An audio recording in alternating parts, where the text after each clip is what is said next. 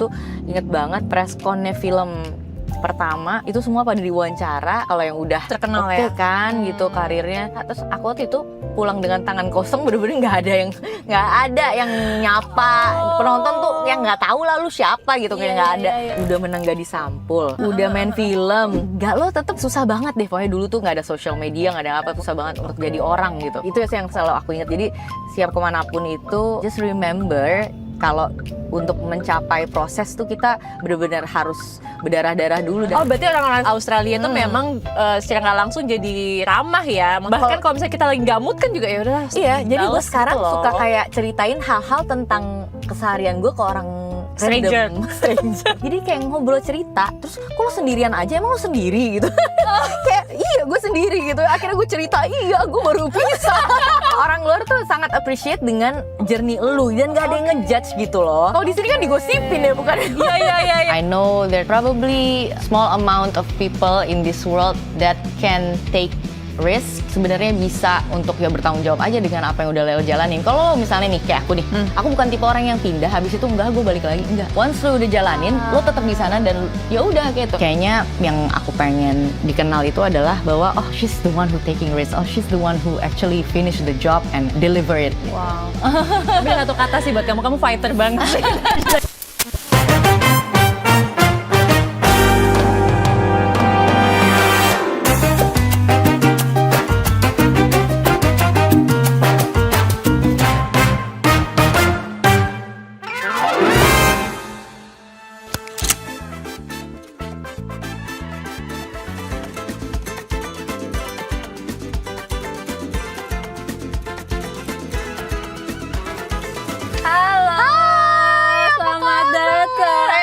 Thank you udah dijemput.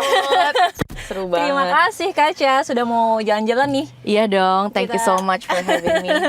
Aku tahu di tengah kesibukan kamu masih mondar-mandir kan. Iya. Sydney, Jakarta. Benar. Tapi alhamdulillah ya kita ketemu jadwalnya sama Kak Aca. Apa kabar? Baik. Gimana Januari ini sobat?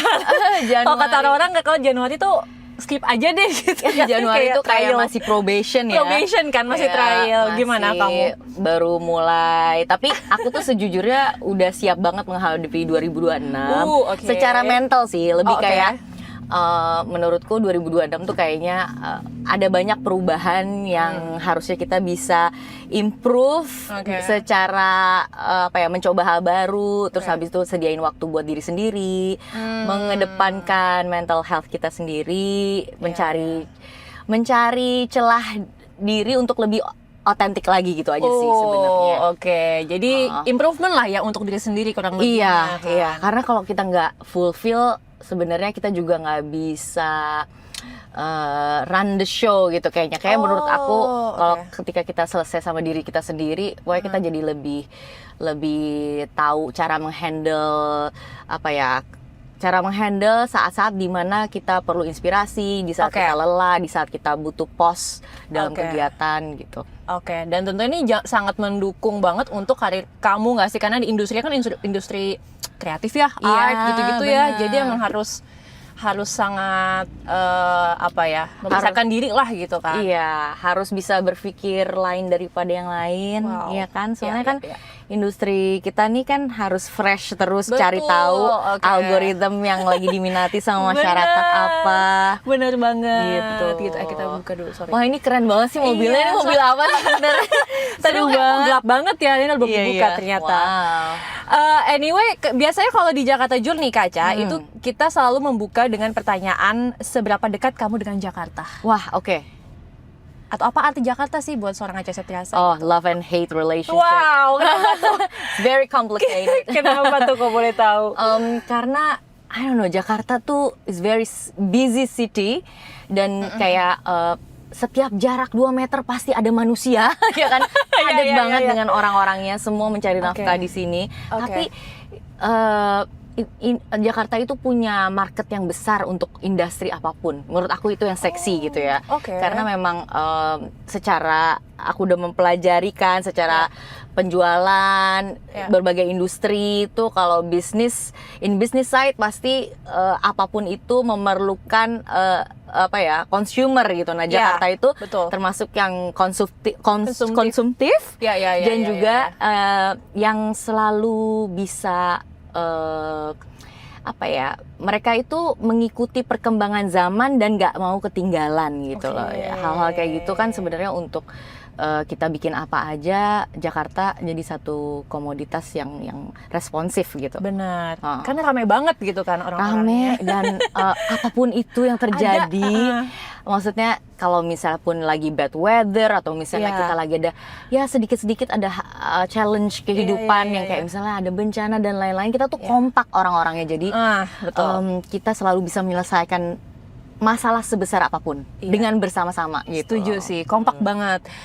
Tapi kalau secara spesifik Jakarta dan histori kamu, mungkin kayak apakah kamu lahir dan besar di Jakarta nggak sih? Iya dong, lahir Jakarta, lahir di Jakarta. Lahir dan besar di Jakarta. Gimana tuh kalau boleh cerita? Nah, aku itu di Jakarta lahir di Rumah Sakit Asih zaman dulu tuh di Kebayoran.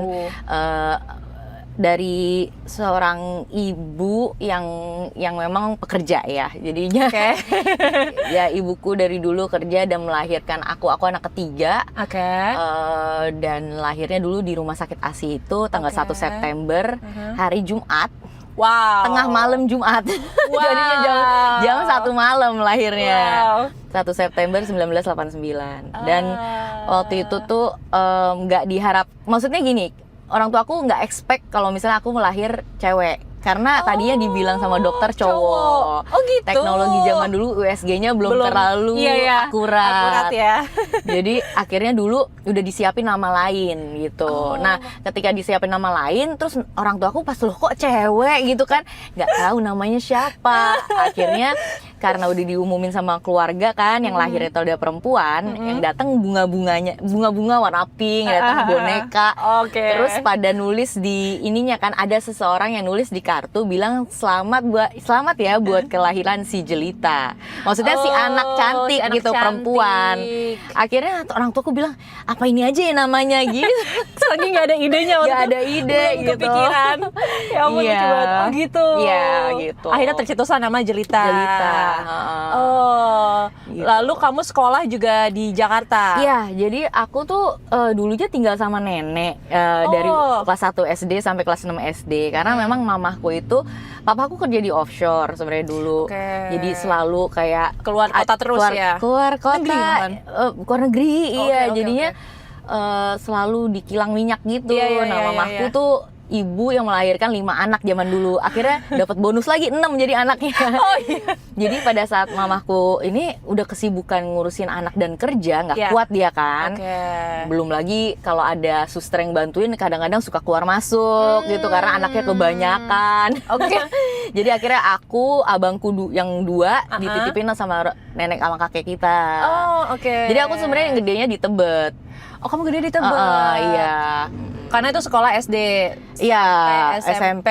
Iya, terus SMA aku akhirnya memutuskan untuk sekolah jangan di Tebet lagi deh.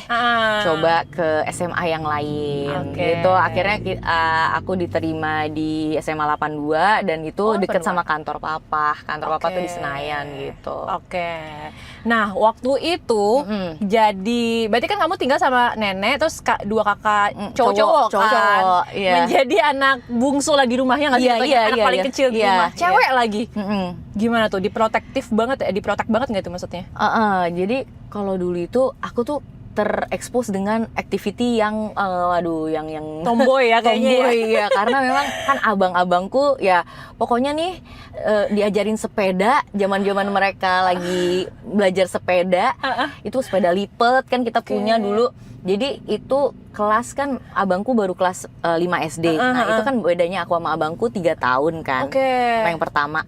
Yang sama yang kedua bedanya 2 tahun. Jadinya kayak mereka kelas 5, aku kan kelas 2 SD. Nah, jadi aku paling cepat belajar sepeda, paling cepat belajar mobil. Serius? Aku umur 14 tahun udah bisa nyetir mobil. Serius? SMP dong gitu ya? SMP kelas 3, Iya aku udah kan? bisa nyetir mobil manual lagi. Oh my god, keren Jadi sih, karena abangku nongkrong di parkit, jadinya ini adik gue Iya, gitu iya, suka iya, dibawa iya. gitu. Oh gitu. Cuma ya udahlah itu kelebihannya, bisa belajar hal-hal yang seru-seru dari kecil. Terus mungkin kalau ada abang-abang ada backingan. Terus ya susahnya adalah ketika abang kita udah mulai bandel, kita berada di tengah-tengah gitu. Kita berada di tengah-tengah kayak nggak boleh ngaduin mama ya. Iya, Nggak boleh. Messengernya mama, jangan Iya, sampai iya. abang kita keluar jalur. Iya. Tapi di satu sisi juga gue banyak nyimpen rahasia gitu. Jadi kayak ya gitulah kehidupan Iya, iya. zaman dulu gitu. Tapi seru banget sih aku ngebayanginnya. Berarti sama abang-abang lebih deket ya ketimbang sama adik atau sama aja? Sama aja, tapi emang iya sentimentalnya tuh lebih deket ke abang-abang sih, lebih deket ke kakak-kakak yang cowok, karena sampai sekarang pun ya apapun kalau yang terkait dengan rahasia-rahasia, misalnya rilis film atau misalnya the first look of my movie trailer, Iya. my project, itu aku share-nya ke abangku dulu. Serius? Dibanding ke orang tua. Oh iya? Iya. Jadi orang tua nomor 2, tapi maksudnya oke. ke abangku, abis itu nanti ke mama, papa, ke grup, abis itu baru yang kecil-kecil, adik kecil. Apakah memang karena industrinya sama atau memang kamu emang trust aja gitu? Trust. Wow. Ya itu emang kayak dari kecil Lucu mereka banget. lah yang bertumbuh bersama gue dan Iya, melindungi iya, iya. gue ya gitu. Iya. Ih, lucu banget. Tapi once kamu menjadi kakak, kan punya 2 adik, nah gimana tuh switch jadi anak tengah gitu loh Iya. maksudnya? Gue jadi kakak nih gitu. Itu switchnya lumayan gampang karena kan aku juga bedanya sama yang adekku yang kembar. Jadi kita ada kembar cewek cowok. Oke. Namanya Ica dan Obi. Nah, Oke. Ica dan Obi itu dulu bedanya kan emang 2 tahun doang kan sama aku ya. Oke, Jadi ya mereka ya itu bandel-bandel banget juga sih. Jadi kayak karena kembar jadi suka ngerjain kita kan. Kayak gitu. mereka suka kayak chipmunks gitu loh. Ya Allah, lucu banget.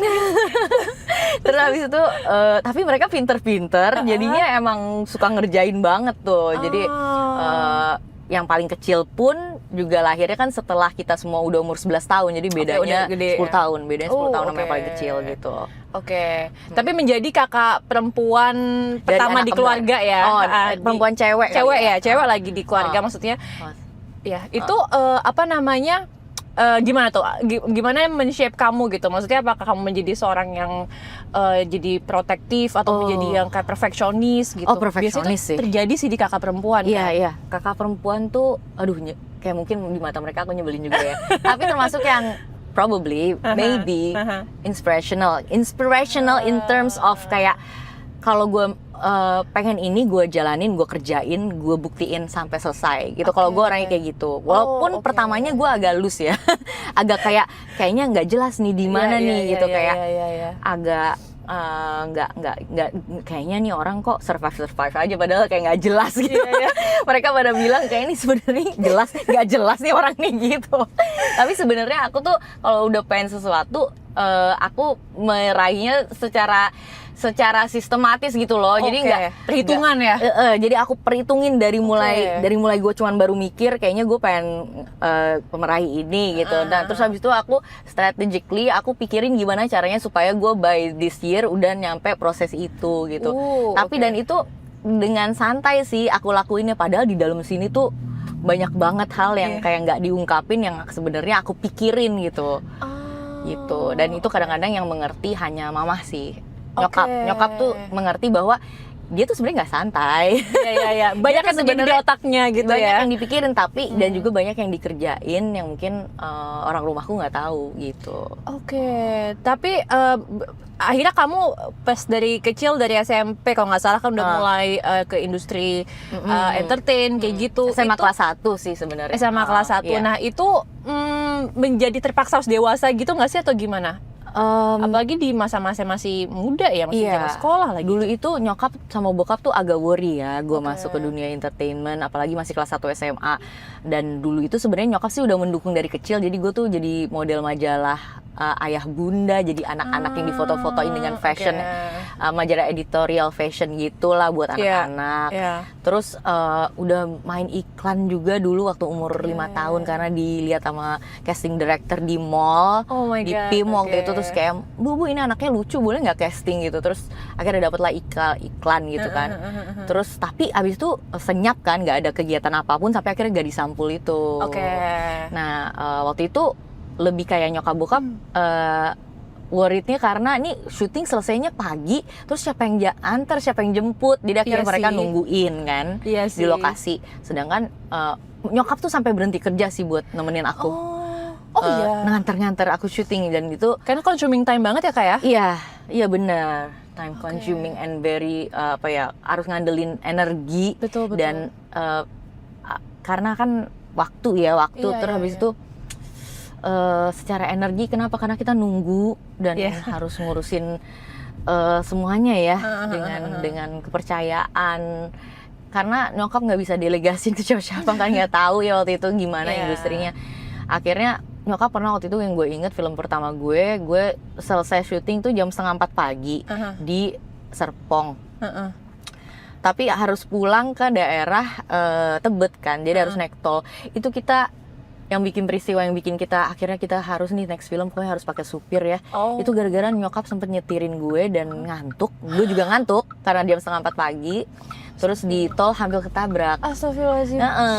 Nah habis itu jadinya udah nggak mau, udah yang sampai gini, sampai kayak udah hampir ketabrak banget lah pokoknya intinya. Serius Kak? Terus akhirnya kita bilang pokoknya ini film kedua, mau abis ini meledak atau enggak nih film pertama, kita pokoknya udah harus riders ya Ca gitu, kayaknya nggak bisa deh kalau misalnya kita sendiri jalan kayak gini gitu.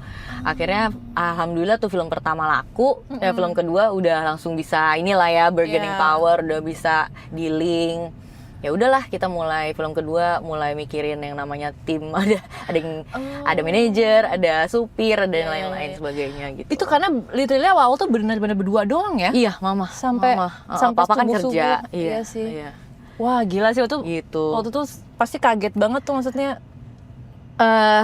Iya sih, kan? kaget, dan juga yang pasti kayaknya syuting tuh nggak worth it deh. Papaku bilang gitu. Oh gitu. Karena dulu pas film pertama nih kan, lagi dealing nih. Mamaku kan sebagai manajer ya. Terus ini ya tawaran harganya ditulis di kertas nih gitu buat bayaran anak ibu gitu kan. Aku nih salah satu pemeran utama nih. Terus habis itu, cuma segini Pak gitu. Mama gitu? Iya gitu, cuma segini. Ya ampun, pada anak saya tuh udah bilang katanya mama kalau nanti udah dapat gajinya mau beli mobil. Jadi bener-bener kayak aduh, gak banget deh pokoknya industri itu kalau kita belum kenal tuh bener diperes abis pokoknya kayak gitu.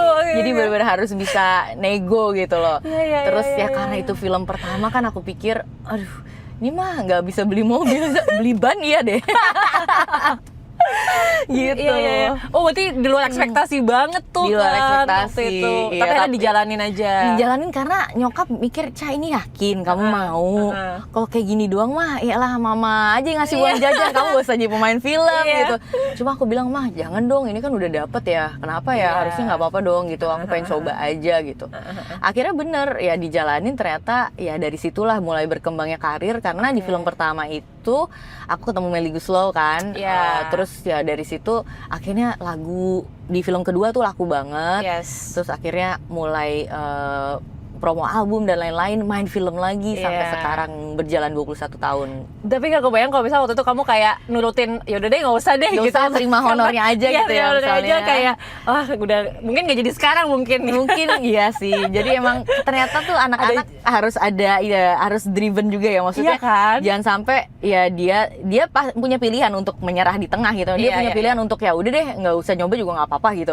Tapi karena mentalku mungkin juga waktu itu termasuk yang kalau udah mau ya gue jalanin, gue selesaikan gitu. Kalau dari kecil udah begitu, Jadi akhirnya nyokap ya mau nggak mau ikutin aja, diikutin. Nah itu yang juga terjadi sama Brijia sih. Anakku tuh juga sekarang kayak gitu. Jadi kalau misalnya dia ngerasa, mami ini aku les musiknya kok kayaknya nggak maju-maju ya. Dia ngerasa tuh. Oh iya? Terus habis itu nanti aku boleh nggak pindah? Aku soalnya ngerasa kayaknya di sini aku nggak berkembang ya. Oh yaudah ini mami enroll lagi di tempat lain gitu yang lebih serius lagi gitu. Wow. Iya, jadi emang harus tahu batasnya sendiri gitu ya. Iya, perkembangan diri kita potentially Benar. kita bisa sampai mana kita harus tahu gitu. Karena aku tuh kemarin baru keinget lagi, pas banget nih keinget lagi muncullah di FYP TikTok aku kan. Oke. Film-film yang sudah berusia 20 tahun. Iya. Salah satunya film kamu yang Iya. Heart itu kan. Terus aku kayak gila ya dulu gue. Nah, aku tuh zaman nonton Heart itu Kak, pas Iya. aku masih SD. Nah, Jadi kayak wah iya ya itu udah 20 tahun yang lalu dan berarti kayak apa ya, film tuh sangat berdampak lah. Maksudnya banyak generasi kita tuh yang grow up watching you juga, berarti salah Iya, satunya yang iya. sampai apa sih namanya, ya sampai kita 20 tahun kemudian kayak anjir masih ingat lagi Iya, scene iya. di kepala gitu loh Iya, maksudnya. iya. Seberapa, tapi waktu itu kalau kita flashback ke sana, seberapa besar sih dampaknya si film itu terhadap aku secara kamu, personal. iya secara personal gitu maksudnya. Iya sih, jadi dari film itu kan aku nggak siap kalau aku bakalan kayak meledak banget namanya di film itu. Jadinya nggak siap sih sebenarnya, karena nggak ada rencana bakalan begitu juga di film kedua gitu kan. Oke. Jadi memang karena nggak siap kehilangan waktu bersama teman-teman. Oke. Nggak siap bahwa privacy dimanapun itu pasti Iya. ada kamera infotainment yang Betul. nongkrongin kita. Iya betul. Selain memang kita dapat benefitnya adalah ya ada banyak project yang kita tanpa kita harus gembar-gembor promosi pun pasti film kita ditonton tuh kadang-kadang karena media tuh begitu support gitu sama perkembangan karirku gitu. Tapi ada juga di mana yang kita trade off-nya adalah waktu, terus juga privacy, terus juga apa ya mungkin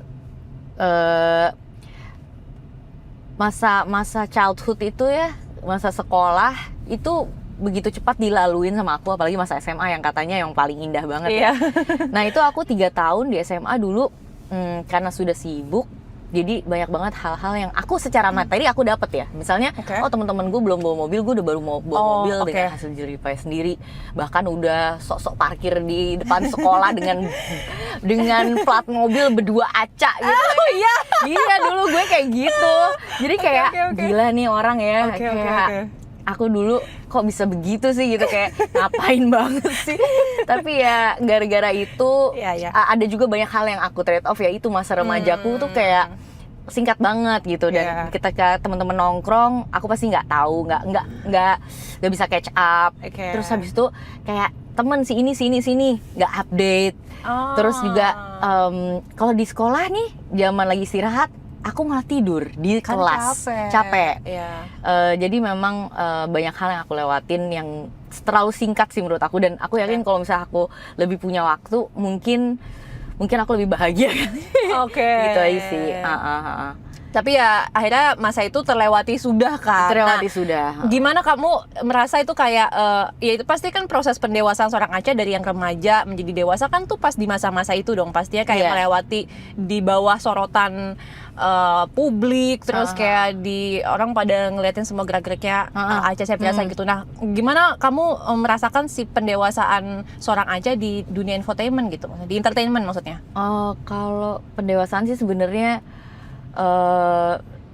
lebih agak crisis identity juga ya, karena aku tuh sebenarnya orangnya juga cuek gitu, maksudnya nggak mau yang terlalu harus ada orang yang kenal, tapi malah aku selalu ngingetin kalau misalnya ada di tengah-tengah jalan ada orang yang kenal dan apapun itu harus selalu berpikir bahwa kita tuh dulu kan padahal pengen banget terkenal, tapi ternyata sangat sulit untuk mendapatkan itu, terus sampai saat sekarang udah dapet.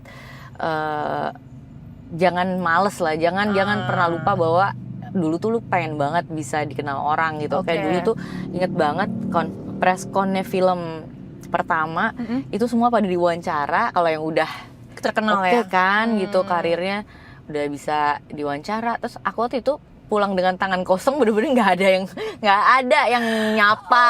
Penonton tuh yang nggak tahu lah lu siapa gitu, kayak nggak ada. Jadi di situ aku bilang, ya ampun mah udah menang gadis sampul, udah main film. Iya. Enggak, lo tetep kayaknya tuh nggak susah banget deh. Pokoknya dulu tuh nggak ada social media, nggak ada apa. Pokoknya dulu susah banget untuk jadi orang gitu. Di dunia industri kita gitu, entertainment. Iya. Jadi emang ya itu yang selalu aku ingat. Jadi siap kemanapun itu, aku rasa yang bikin aku selalu ingat pelajaran tentang bagaimana cara ngebawa diri itu adalah ya just remember kalau untuk mencapai proses tuh kita benar-benar harus berdarah-darah dulu, dan kalau udah nyampe pun ke prosesnya itu Ini orangnya. ya jangan sampai hal tersebut membuat kita lupa gitu bahwa kita berasalnya dari mana. Pokoknya kalau orang lahir kan dia nggak langsung pakai baju, pasti kan nggak pakai baju dulu. Betul. Dan itu ada proses, dan kalau udah prosesnya seperti itu ya jangan cepet sombong lah gitu. Ya. Itu yang juga diajarkan sama Mama ya. Iya sih, dan itu berguna banget sih. Pokoknya banyak banget orang overnight success ya. Iya. Jadi dia tuh kayak suka misalnya nih ya, dia ngecilin orang, dia nggak tahu tuh sebenarnya dulu ada figur perempuan yang up and coming lah. Maksudnya kayak pasti nih orang nih kedepannya dengan talent dia bakal maju. Terus mereka yang sudah berada di atas posisinya lumayan kayak seolah-olah orang-orang itu nggak bakalan jadi orang besar gitu. Terus akhirnya hal tersebut ternyata banyak yang aku lihat orang yang satu industri, mereka tadinya belum berhasil, akhirnya overnight success dan sangat-sangat berhasil. Dan beruntungnya aku orangnya juga appreciate dengan mereka dari awal, dari mulai belum apa-apa sampai sekarang. Jadi, tapi ada juga orang yang tidak terlalu menganggap mereka, dan sekarang mereka tuh jadi besar. Dan itu sangat-sangat disayangkan ya, maksudnya nggak ada gunanya, emang nggak ada gunanya dia merasa hebat itu, sebenarnya nggak ada gunanya. Karena memang orang tuh di dunia industri apapun bisa yang di bawah tuh ke atas ke bawah. Benar. Gitu. Iya, udah berputar gitu ya. Iya kan. Wow. Tapi kamu kebayang nggak dulu sosok seperti apa yang seorang Aca kecil inginkan, terus sekarang udah kesampean belum? Yang aku inginkan mungkin dari kecil tuh aku pengen jadi penyanyi. Itu kan udah kesampean. Bahkan udah mulai bosen jadi penyanyi dan udah takut banget naik stage. Terus yang pengen aku inginin tuh sebenarnya aku pengen anakku tuh sekolah di luar negeri. Dulu pas lagi aku cita-citanya lagi kuliah gitu kan. Aduh kayaknya gue nggak tinggal di Indonesia deh. Gue nanti mau tinggal di mana aja. Tapi biar anak gue sekolah di luar gitu. Nah itu udah kesampean. Alhamdulillah. Terus apalagi ya, mungkin yang ya dapat piala perfilman ya, itu juga termasuk hal yang udah kesampaian. Cuma yang lain-lain sebenarnya masih banyak. Jadi aku pengen jadi director film, dan itu kesampaiannya baru short film. Terus aku pengen bikin PH sendiri, ini lagi menuju ya kan. Jadi memang ada hal-hal yang sesuai lagi, maksudnya timingnya tuh masih sesuai, ada hal-hal yang masih ke depan, tapi kan kita nggak cepet puas ya. Kalau udah hampir semuanya kesampaian, berarti kan ada yang lain yang belum. Betul. Gitu. Jadi kerja terus gitu belum. kan. Betul. Tapi seru, aku pengen bahas yang soal dulu cita-cita pingin anaknya sekolah luar negeri. Kan sekarang kamu masih bolak-balik Sydney. Tadi ngelihat jalan-jalan kayak gitu terjadi nggak di Sydney? Kayak mobil mepet banget tadi. Iya gitu kan, ya. tadi mobil orang kita lagi di kanan, tiba-tiba di kiri langsung ke kanan. Jadi di Sydney itu Gimana? untuk dapetin SIM itu kan susah banget. Oh ya. Jadi kayak ya maksudnya ya it's very hard and sangat peraturannya tuh Tepat banget ya. Peraturannya tuh benar-benar dijalanin gitu ya. Jadinya kalau mau tes teorinya belum lulus ya belum gitu. Terus kalau misalnya tes yang prakteknya juga nggak lulus ya mau 7 kali juga ya udah lu datang aja lagi bayar $50 gitu. Iya. Jadinya aku tuh termasuk yang tesnya tuh 6 kali, ke-7 baru aku dapat. Gila nggak, gara-gara apa? Gara-gara gue sotoy bawa mobilnya, karena gue udah lebih dari 10 tahun kan nyetir mobil. Terus habis itu kayak pas kemarin umur 27 kan habis nikah gitu kan, udah 10 tahun dong dari 17 tahun nyetir mobil. Terus habis itu kayak nih kok semakin gue sok tahu semakin nggak dilulusin sama pengajarnya. Jadi ya kalau misalnya di sana tuh blind spot tuh bener-bener dijalanin. Ada kayak blind spot yang kita harus yang gitu. Yang nengoknya bener-bener sebadan-badan ya. Sebadan-badan. Iya. Terus habis itu kayak jarak harus 3 meter ke depan gitu-gitu. Jadi memang ya di sana agak gitu. Jadi makanya gue kalau misalnya nyetir di sini pasti settingan gue settingan Indo kan. Ya beda tuh. Tapi gue lebih aware banget sih sama blind spot, sama kayak jarak kayak gitu-gitu. Jadi gue tadi kayak Iya, langsung itu agak deket ada- ya. Panik. Makanya, tapi gampang nge-switch ya. Maksudnya Iya.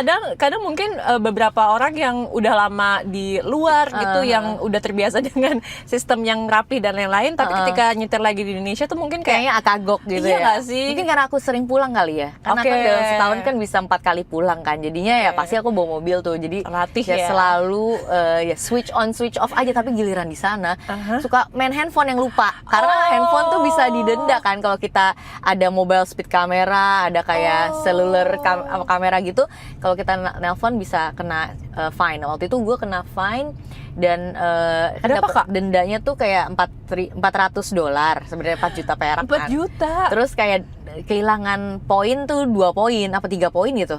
Untuk Jadi untuk kan selama 3 tahun kan kita punya 16 nyawa tuh 13 nyawa 13 demerit point kan.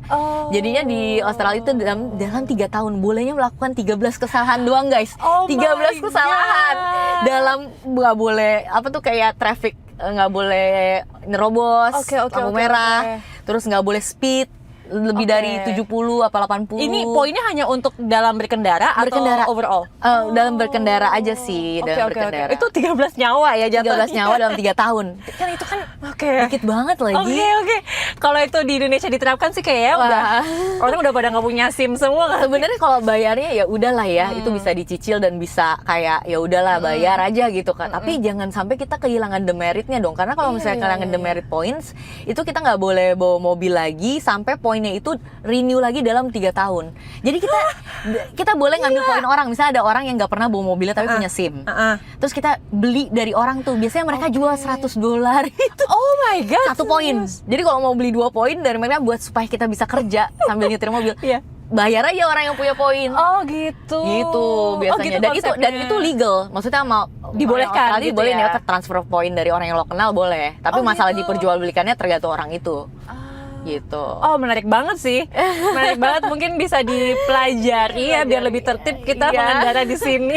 Iya. Iya kan, tapi apalagi perbedaan-perbedaan yang mungkin signifikan yang kan kamu tadi cerita juga di awal sama di Jakarta dari kecil segala macam, terus pas pindah ini juga cukup lama juga kan udah di sini. Di sini udah 10 tahun. 10 tahun kan tuh waktu yang lama juga loh. Perbedaannya yang signifikan lagi. Perbedaan yang daily life-nya signifikan mungkin. kalau di sana itu orang kalau lagi naik lift aja kan ngantri ya. Jadi Iya. ada yang namanya lift manner gitu. Oke. Nah, aku tuh suka lupa dengan kebiasaan di Indonesia. Kalau di Indonesia kan pokoknya ya udah lo ngantrinya sebelah mana walaupun ada 3 lift gitu. Lo ngantrinya sebelah kiri atau sebelah kanan. Ternyata yang buka yang kanan duluan. Nah, itu kan yang sebelah kanan yang udah merasa berdiri di kanan walaupun dia datangnya paling terakhir, dia akan maju duluan kan. Oh, tapi nggak boleh gitu di negara yang maju. Jadi ngantrinya per liftnya. Jadi ngantrinya tuh misalnya 3 nih. Habis itu kayak ngantri kita toilet. Misalnya yang buka yang mana dulu, lu yang ada di situ yang berhak maju dulu. Oh. Itu either di hotel, dimanapun itu, di supermarket, di apartemen, itu kalau kita salah, itu kita bisa dianggap nggak bermanner banget sih. Dan itu kiraan aku kayak di Indonesia ya udah gue di depan duluan ya gue yang maju lah gitu kan. Tapi ternyata enggak, pasti bakalan langsung orang tuh sinis banget sih dengan manner hal seperti itu doang gitu. Oh gitu. Iya iya. Kayak big deal banget Big gitu deal ya banget maksudnya. itu. Oke, terus apa lagi? Apa ya kalau di sana itu, oh ya orang tuh kayak karena kan ketemunya kan setiap hari gitu ya, misalnya your community di mana, di gym atau di sekolah, orang tua murid gitu kan. Nah kalau lu nggak ngajak ngomong orang yang lagi sama lo di lift atau misalnya lagi depan lo, itu kayak kesannya rude gitu loh. Harus disapa. Pokoknya ajak ngomong aja apapun itu, kayak Serius, Kak? ngomongin weather, kayak ngomongin apa ya, very simple, atau nggak just say how are you gitu. Oh, gitu. Nah kalau orangnya friendly biasanya dia ngomong lagi lanjut tuh, tapi kalau misalnya nggak friendly how are you aja. Tapi itu karena kita sering disapa, jadi akhirnya terbiasa bahwa kita harus sapa balik kan. Nah giliran kita lagi nggak disapa, ya udah kita sapa duluan kayak gitu. Jadi kenapa orang di sana suka yang walaupun lu nggak ada keterikatan, nggak ada relationship sama orang, atau ketemu di taman doang, ketemu di medical cek apa medical treatment atau klinik, itu kita kayak lebih bisa sharing apapun yang kita rasain itu dengan bebas. Kayaknya gini mepet deh. Iya, soalnya dia nggak bisa jalan lagi. Enggak apa-apa, diemin dulu deh, kayaknya biar mereka maju. Nah, dia nggak mau jalan soalnya. Harusnya sih dia bisa jalan. Wow susah sih. Oh my god. Oh my god, nah itu dia salah satu contohnya. itu nggak expect banget ada mobil sebelah kiri. Biasanya kan Iya. kita langsung jalan aja. Tapi soalnya banyak banget yang parkir-parkir. Oh, sama Kayak gua jemput tuh- anak sekolah deh nih. Enggak ya? Iya, dan juga gue sebel banget ya Kenapa? di Jakarta itu kalau misalnya orang nggak aware kalau sebenarnya ini jalanan udah kecil, tapi Tapi lo dia kok parkir di sebelah kiri, iya banget lagi. bau jalannya walaupun ya let's say walaupun ya itu depan rumah lo apa segala macam ya, cuma gila loh di dalam kan ada space tuh buat parkir Iya, ya di iya. dalam kayak parkirnya gitu atau enggak misalnya orang lagi beli gorengan. Padahal nih jalanan nih udah mepet banget Tapi dia ini berhenti ibu-ibu aja beli gitu. Gorengan coba. Oh my god, gue tuh nggak tahan sama Jakarta itu sih. Chaos banget sih, se-chaos itu. Iya. Tapi itu yang nggak ditemukan kan di Sydney. Nggak ditemukan. Nggak sama sekali. Dan ya itulah nggak kapok-kapok. Iya, iya, iya. Oh berarti orang-orang Australia itu memang secara nggak langsung jadi ramah ya, maksudnya harus nyapa. Iya. Bahkan kalau misalnya kita lagi nggak mood kan juga ya udah. Iya, jadi gue bales sekarang gitu loh. suka kayak ceritain hal-hal tentang keseharian gue ke orang Stranger. random. Stranger. Ya misalnya kayak dia nanya, oh hari ini abis dari mana lo? Oh abis dari sini, iya tadi gue ini. Mulai gue jadi cerita-cerita. Terus nanti kalau ketemu lagi nih, misalnya kita satu apartemen ketemu lagi, dia masih inget tuh gue dulu cerita itu. Terus gimana tuh keadaannya gitu. Jadinya lucu banget sih. jadi bisa ngobrol tuh dari situ. Iya, Dan iya, itu iya, gue iya, rasain emang ketika orang kayak lama bisa di lingkungan yang udah internasional kayak gitu ya. Dan itu kan akan kebawa ya dimanapun itu. Waktu kemarin gue sempet kayak ada liburan solo traveling sendiri ke Bali kan. Oke. Nah, kalau orang Indonesia kan kalau misalnya ketemu dimanapun ya nggak mungkin lah cerita-cerita soal apa atau Iya. nggak langsung ngobrol Iya, dengan iya, nyamannya iya. kayak nggak ada apa ya feeling takut dikerjain atau ditipu gitu. Ditipu ya. Nah, ya. pada saat kemarin solo traveling, gue tuh kayak ngedownload app gitu yang bisa kayak tahu apa aja Itinerary kegiatan ya? itinerary di Bali gitu, Oke, misalnya oke. nonton stand up comedy atau Oke. rafting atau misalnya ATV gitu. Oke. Nah, gue download itu, tapi itu gue ikut-ikut. Nah, ternyata orang Indonesia tuh nggak download itu, jadinya yang selalu yang satu studio sama gue nonton sama satu rafting sama gue tuh orang luar semua. Oh. Nah, itu gue baru tahu emang ternyata ketika kita udah biasa di lingkungan luar itu kita jadi terbiasa ngobrol. Jadi satu rafting itu gue dapet teman baru banyak. Oh iya, dengan ngobrol tuh stranger Udah aja gitu. ngobrol ke Oke. stranger. Nah, tapi mesti lihat-lihat juga Ya sih. sih.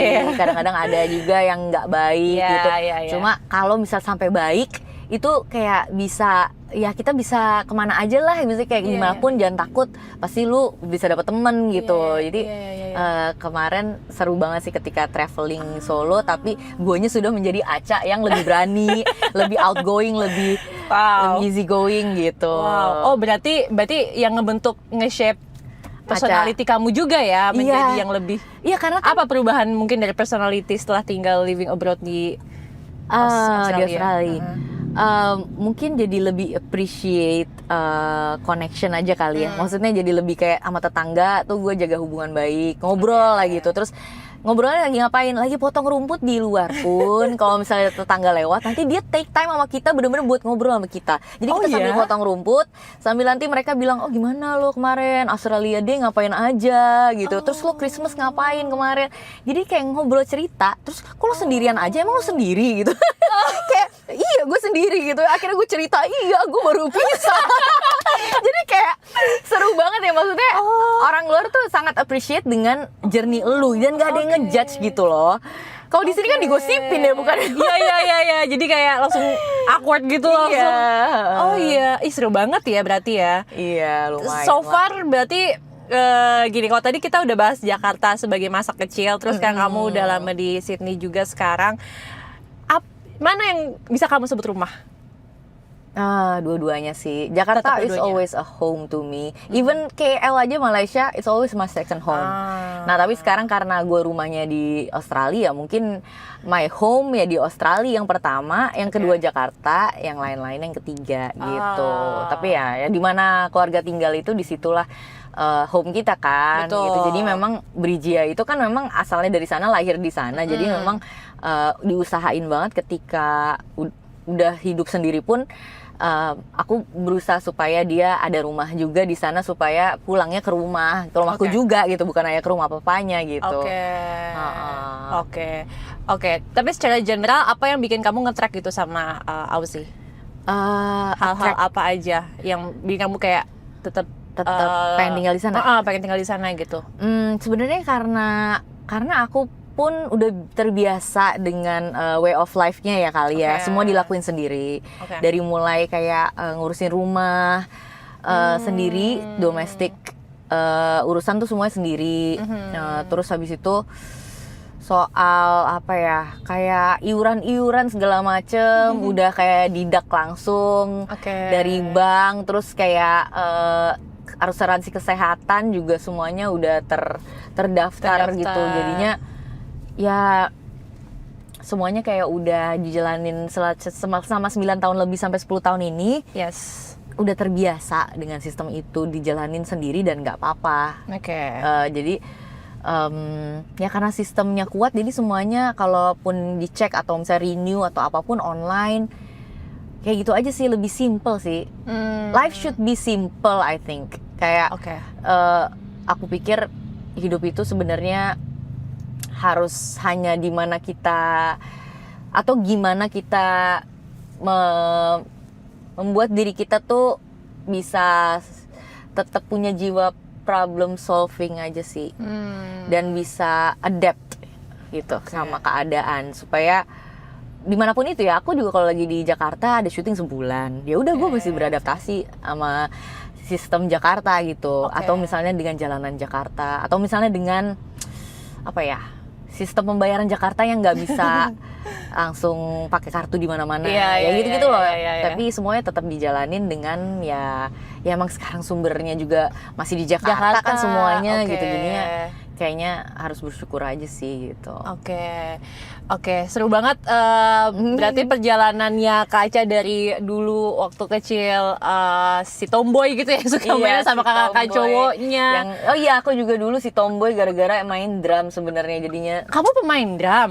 Iya, aku main drum sebenarnya. Jadi dulu bikin band sama kakak-kakakku. Ya Allah, seru banget. Ada yang main piano, ada yang main gitar, aku main drum. Tapi itu les apa gimana? Les, dulu aku les di Yamaha, di Farabi juga. Jadi aku tau ya kamu les nyanyi soalnya. Iya, les nyanyi juga. Les nyanyi juga. Jadi drum juga ya. Wow.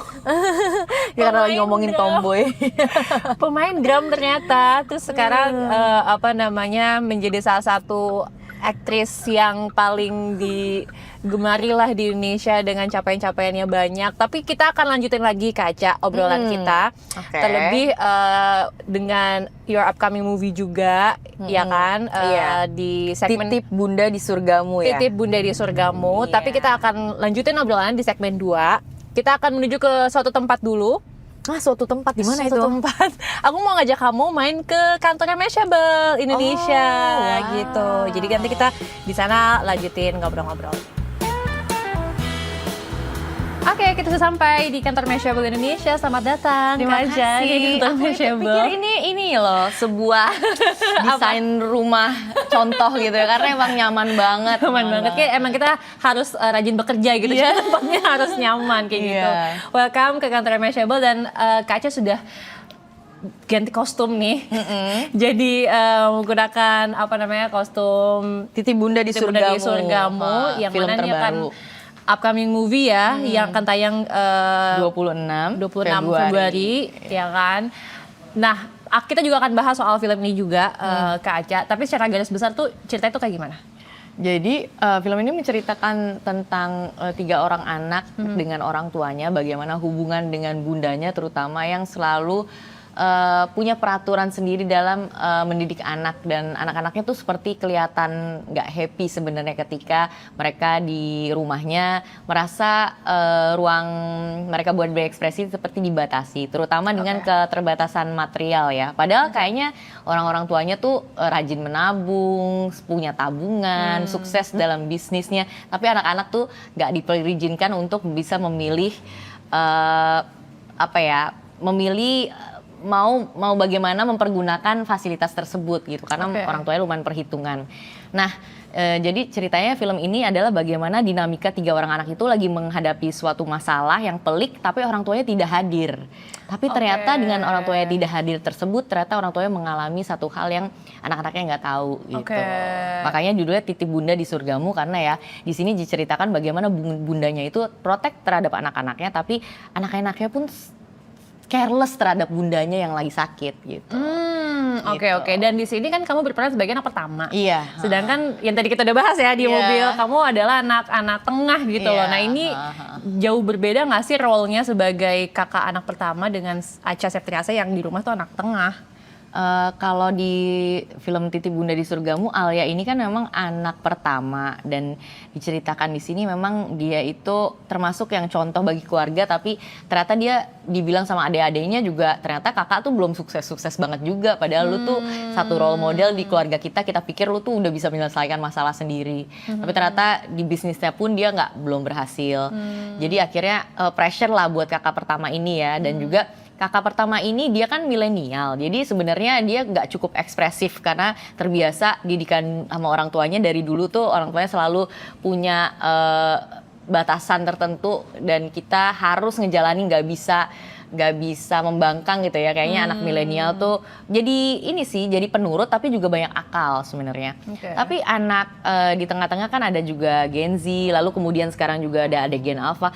Nah itu tuh kayak Gen Z tuh lebih kayak dia bisa mengekspresikan dirinya dengan cara yang paling mudah gitu dan paling relatable, tapi juga sangat spesifik dan sangat otentik karena memang mereka sudah tumbuh dengan berbagai macam perubahan digital, kayak misalnya sudah hidup dengan berbagai macam konten dari YouTube atau ada pilihan-pilihan kayak ya teknologi yang memudahkan mereka buat tumbuh kembang bersama-sama dengan ide-ide mereka. Kalau kita kan hanya textbook ya milenial itu. Jadi perbedaan dinamika kakak dan adik ini tuh dari cara berpikir mereka tuh beda-beda. Dan anak paling kecil yang diperankin sama Abun Sungkar dan anak tengah yang diperankan sama Kevin Julio dan aku sebagai kakak tertuanya itu kan pemikiran mereka beda-beda gitu, sesuai dengan di zaman mereka tumbuh gitu, di zaman mana mereka tumbuh.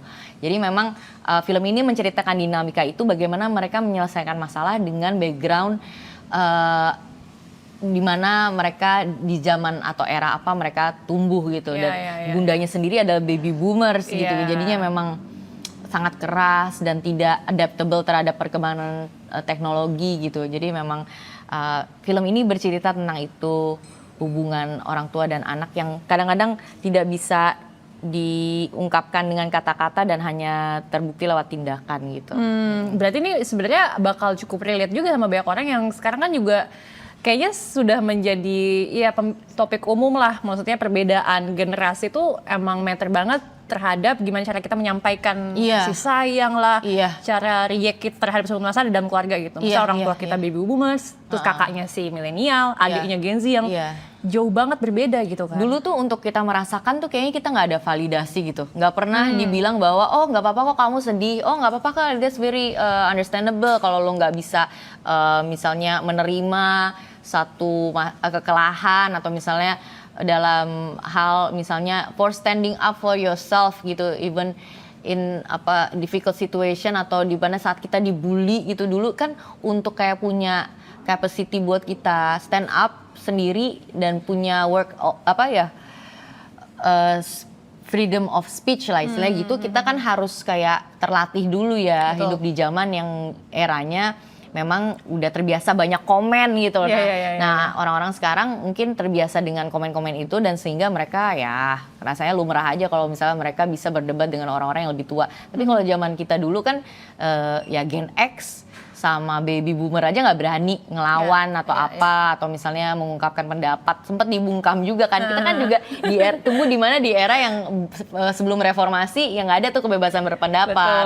Jadi pada saat milenial tumbuh di tengah-tengah masih ada reformasi juga, tapi milenial seperti aku yang akhir kita tumbuh di mana kita udah mulai punya freedom of speech gitu. Makanya jadi kayak ya peralihan-peralihan seperti ini ya yang dibahas sama film ini, bahwa ini semua terjadi di masyarakat dan sangat relate, dan bagaimana kita punya cita-cita atau memanifestasikan sesuatu atau berani mengungkapkan pendapat dan juga berani menghadapi perubahan, itu tergantung di mana dan bagaimana kita tumbuh gitu.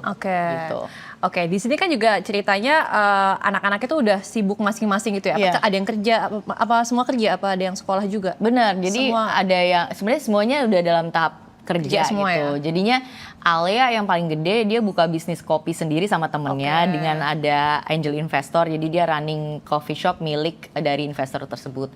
Terus yang kedua karakter Adam, Kevin Julio, dia berperan dengan karakter menjadi produser acara talk show gitu, yang dia selalu pengen ratingnya tuh tinggi gitu, dan makanya dia suka kayak punya siasat tertentu untuk bisa bikin viral walaupun dengan cara yang tidak bagus kadang-kadang. Jadi yang ketiga ini namanya Azam, dan Azam itu dia berperan menjadi seorang fighter yang suka ngebantu buat jadi stunt in film gitu loh, stuntman film. Jadi makanya dia sering kegebuk lah sama peran-peran pembantu di sana. Jadi emang mereka bertiga saling bekerja di bidang yang beda-beda, pengalaman beda-beda, tapi menyelesaikan masalahnya tuh sama, lagi kelilit utang semua gitu, lagi apes semua gitu, tapi nggak bisa minta bantuan ke ayah dan ibunya karena udah valid aja, udah tahu bahwa ibu bapaknya pasti tidak, ya pokoknya nggak akan bisa ngasih apapun bentuk uang atau materi untuk menyelesaikan masalah mereka sendiri gitu. Gitu. Nah berarti kan di sini semuanya ada aktivitas atau ada kerjaan masing-masing, terus yang memang semuanya sibuk gitu kan. Nah itu kamu cukup relate juga nggak secara pribadi, maksudnya dengan kamu juga sibuk, mungkin kamu dengan saudara-saudara kamu sibuk dan lumayan jarang ketemu sama orang tua. Nah itu tuh bisa ada yang cita-cita yang relate juga nggak sih saat produksi film ini gitu loh maksudnya? Cerita-cerita yang relate mungkin dari karena kita berenam. Kamu jauh juga kan ya? Iya. Sempet tinggal jauh juga. Benar, jadi kita berenam itu kalau di dalam keluargaku yang kakak dua pertama, ya mereka sama-sama di bidang legal ya, jadi kayak bekerja di bidang hukum. Kalau aku sendiri ya bekerja di bidang entertainment. Terus yang dua yang kembar itu dia di bidang finance. Yang terakhir di bidang tech. Jadi kita sebenarnya beda-beda. Jadinya dengan berbagai challenge itu kita punya satu grup keluarga yang selalu kita tuh sebenarnya very outspoken ya terhadap apapun yang terjadi sama kita. Kita minta saran, kita minta dukungan, kita minta support dalam hal apa nih, misalnya lagi nggak hanya kesulitan aja, tapi misalnya soal apa ya, kita bisa saling tukar connection atau minta ngenalin orang baru buat bisa akrab sama keluarga kita kayak gitu-gitu. Mereka sangat straightforward and very opinionated gitu ya. Jadi akhirnya semua itu ngebawa kita jadi saudara yang saling tahu satu sama lain dan saling melindungi satu sama lain untuk ke mama papa. Jadi kita ada grup family, ada juga grup anak-anak doang. Oh iya. Jadi kadang-kadang ini biar bill yang bulan ini pokoknya ditutup sama si ini dulu ya, kayak gitu-gitu. Karena kan ada bill-bill yang kita tuh bayarin semuanya buat orang tua kita. Jadinya kayak kita saling bahu-membahu supaya nggak kelihatan kita tuh susah-susah banget. Jadi di grup keluarga itu memang benar-benar udah disaring semua supaya mama papa juga ngerasanya semua anaknya happy kok gitu. Padahal sebenarnya di grup yang anak-anak ini pokoknya kita ngomongin semua hal, dari mulai kekurangan, kelebihan, dan apa yang perlu kita butuhin gitu dari satu sama lain gitu. Seru banget. Dan yang tadi kamu ceritain juga dari cerita si film ini adalah di mana sebenarnya si orang tua ini punya masalah yang anaknya sebenarnya nggak tahu gitu kan. Nah menurut kamu gimana Sarosadi? Kayak komunikasi antara orang tua dan anak yang mungkin bisa dipelajarin juga gitu yang kamu dapetin dari film ini? Iya, kalau menurutku sih sebenarnya mungkin perbedaan zaman dahulu sama sekarang ya. Kalau sekarang ini kan anak-anak lebih terekspos sama hal-hal kehidupan yang bisa tanpa harus mengalaminya. Sebenarnya lu udah ada banyak contoh yang bisa ditonton atau relate sama kehidupan sehari-hari dari posting orang aja di sosial media dan lain-lain. Lu bisa belajar poin-poin hal penting yang bisa tanpa lo harus mengalaminya, lo bisa menerapkannya di kehidupan yang akan datang kalau menerima challenge tersebut gitu. Udah ada tips and trick gitu. Tapi di satu sisi kalau zaman dulu itu kan orang harus kayak akan experience ya, harus bisa bener-bener ngalamin suka dukanya dulu baru jadinya lebih humble gitu loh.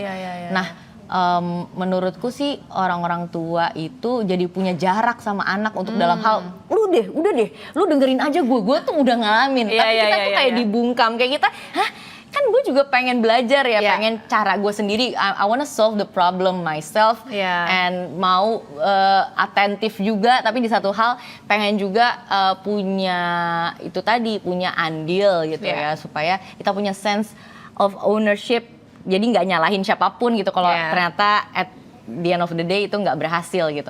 Nah makanya kalau menurut aku sih itu yang membedakan antara kita berjarak sama orang tua zaman dulu sama yang sekarang gitu. Kalau aku sebagai orang tua milenial sama sekarang anakku Gen Alpha, itu aku lebih belajar bahwa orang tua gue emang disiplinin gue sih soal begini-begini, pokoknya harus selesai, harus sekolah tuh harus selesai gitu lah intinya.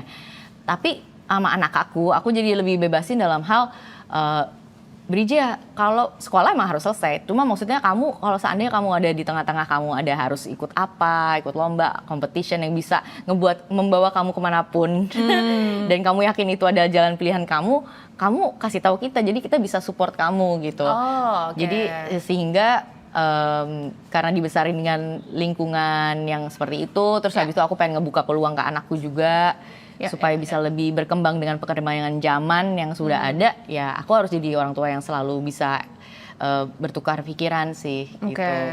Oke, itu berarti kan ada hal yang mungkin kamu pelajari sebagai anak, kemudian terapkan juga gitu. Apa yang pengen kamu bawa gitu, misal pelajaran-pelajaran yang kamu dapatin gitu dari orang tua kamu yang pengen kamu terapkan sebagai ibu gitu loh. Yang dari orang tuaku ya ke anakku. Nah itu yang pengen aku tetap pertahanin adalah ya bagaimana sebenarnya anak dimanapun itu dia lahir, kalau memang culture-nya atau value keluarganya seperti itu, ya dia akan selalu membawa value tersebut dimanapun dia ditempatkan. Jadi memang untuk hal-hal tertentu ketika kita berada di lingkungan yang multiculturalism, dengan lingkungan yang multi races atau maksudnya multi race sama multi social classification gitu loh. Nah kita tuh supaya kita nggak minder, supaya kita gampang bergaul dan adaptable, ya kita perlu juga untuk membawa value-value yang nggak mungkin hilang gitu, yang murni dari dalam keluarga kita sendiri. Yaitu apa? Ya mungkin dari cara kita respect ke orang yang lebih tua, atau misalnya dari cara religion kita mengedepankan ya soal apa yang relate sama religion background kita. Itu aku terapin ke anakku dari kecil, karena memang itu nggak akan pudar dan akan selalu diingat sampai kapanpun, kemanapun dia pergi, dia sadar akan hal itu gitu. Itu sih, karena dulu kan aku bilang aku tinggal sama nenek dari kelas 1 sampai kelas 6. Nah itu memang pelajaran-pelajaran agama itu bisa didapatkan dengan secara efektif tuh dari kita kecil, dan itu nggak hilang sih sampai sekarang. Jadi menurut aku kayaknya kalau gue miss itu, aduh jangan sampai deh. Anakku kan sekarang kan selalu sekolah di lingkungan yang non-denominational gitu. Jadi kayak dia tumbuh di lingkungan yang agama itu tidak dibahas di sekolah. Jadi makanya kayak gue akan nyesel banget kalau gue nggak ngajarin agama. Makanya menurut aku kayaknya itu yang perlu aku terusin dari orang tua gitu. Itu PR nggak sih Kak? Maksudnya dengan tinggal di negara yang sangat bebas juga dan lain sebagainya macam. Itu penting karena kan sekarang juga udah banyak banget ya views yang baru. Kayak ini misalnya ada views ya tentang nggak boleh ada pembatasan terhadap laki dan perempuan semuanya. Punya relationship views yang beda-beda, bisa marriage dengan berbagai macam siapa aja gitu kan. Jadi kayak kadang-kadang hal tersebut kalau misalnya kita nggak sesuai sama value kita, ya takutnya terjebak. Nah, ya itu mesti benar-benar kita pelajarin supaya paling nggak pilihan dia itu masih sesuai sama pilihan yang kita percaya gitu. Wow, pasti ya PR-nya ya, jadi orang tua kan harus banyak belajar juga untuk menjaga anak kita. Apa perubahan terbesar nih? Yang tadi kita di mobil tadi cerita soal Kak Aca aja. Nah, perubahan terbesar kamu setelah menjadi ibu yang beda banget sama dulu gitu. Mungkin jadi lebih ini kali ya, jadi lebih tahu bahwa ternyata apapun itu pasti ada proses yang harus dilewatin, dan nggak bisa tuh 100% harus happy terus dalam hidup ini, atau misalnya harus magnificent terus atau harus fantastic terus. Pokoknya dalam hidup tuh sebenarnya ada fluktuasinya di saat dimana bahkan setiap hari tuh terkesan kayak nggak progres atau biasa-biasa saja gitu. Dan itu sebenarnya nggak apa-apa juga. Bukan berarti kita setiap hari nggak ada kegiatan yang fantastik, bukan berarti kita nggak maju. Bahkan dari hal-hal sesimpel apapun sebenarnya kita bisa turut belajar juga kok. Misalnya dari sesimpel ya, misalnya ketika aku di sana terus aku lagi nggak kerja, terus aku lagi kayak ya udah unwind aja di sana sambil kayak menjaga space aku sendiri, ngurusin tanaman sendiri, ngurusin space sendiri, menjaga mental aku sendiri dengan fulfilling any kind of needs yang aku butuhin. Misalnya aku jadi mulai care terhadap my health, jadi mulai ke gym lagi, menjaga diri. Nah itu kan sebenarnya nggak bisa kita bikin gitu aja gitu, karena habits itu nggak bisa di fake ya. Habits itu bener-bener datang dari dalam diri dan kemauan sendiri. Kalau udah di build up ya jangan sampai turun lagi gitu. Nah menurut aku jadi kayak lebih menghargai itu sih di mana aku di sana ditempatin tuh, walaupun aku nggak dalam keadaan sibuk, tapi aku lebih jadi mengenal diriku lagi gitu sebagai manusia. Ya sebenarnya apa sih yang gue butuhin? Yang gue butuhin tuh ternyata teman ngobrol. Lu bisa ngobrol nggak harus sama temen yang selalu ketemu tiap hari kan, Ca? Nggak harus. Tapi gue harus punya connection. Connectionnya itu apa? Tetangga, siapa sih? Atau komunitas. Lo harus punya komunitas. Terus habis itu gimana cara kita berada di dalam komunitas? Dan gimana cara kita bergaul dan bisa supaya bisa merasa comfortable di lingkungan tersebut dan bisa hidup gitu loh. Wow, keren banget. Thank you banget Kak Aca for sharing. Tapi sebelum closing kita punya satu pertanyaan yang bisa kita tanyain ke setiap bintang tamu Jakarta Journey. Pertanyaannya adalah, kita tahu suatu hari semua orang pasti akan meninggal, tapi sebelum waktu itu datang kamu ingin dikenang sebagai apa? Oh my god guys, ini berat banget pertanyaannya. Kamu ingin dikenang sebagai apa? Aku pengen dikenang sebagai seseorang yang berani mengambil resiko. Wow. Karena I know there's probably a small amount of people in this world that can take risk dan sebenarnya bisa untuk ya bertanggung jawab aja dengan apa yang udah lo jalanin. Kalau misalnya nih kayak aku nih, aku bukan tipe orang yang pindah habis itu enggak gue balik lagi, enggak. Once lo udah jalanin, lo tetap di sana dan ya udah gitu. Kayak jalanin aja dan maksudnya bertanggung jawab dengan keputusan sendiri. Atau misalnya aku udah kecemplung di dunia entertainment, ya selesaikan dengan cara apapun itu. Ya harus bisa survive, harus bisa maintain, harus bisa ini. Jadi yang menurut aku kayaknya yang aku pengen dikenal itu adalah bahwa she's the one who taking risk. She's the one who actually finish the job and like deliver it gitu. Kayak aku pengen dikenal sebagai orang yang just want to show up every day and take the risk. Gitu. Wow. Tapi satu kata sih buat kamu fighter banget sih. Cita-cita tadi hebat banget. Terima kasih banyak Kak Aca. Really nice to talk to you today. Sukses selalu filmnya juga ya. Semoga nanti teman-teman di rumah juga suka nonton film Titip Bunda di Surgamu. Terima kasih teman-teman sudah menonton juga. Thank you untuk Gili yang sudah Profit Mobilnya. Sampai ketemu di episode berikutnya. Dadah. Dadah.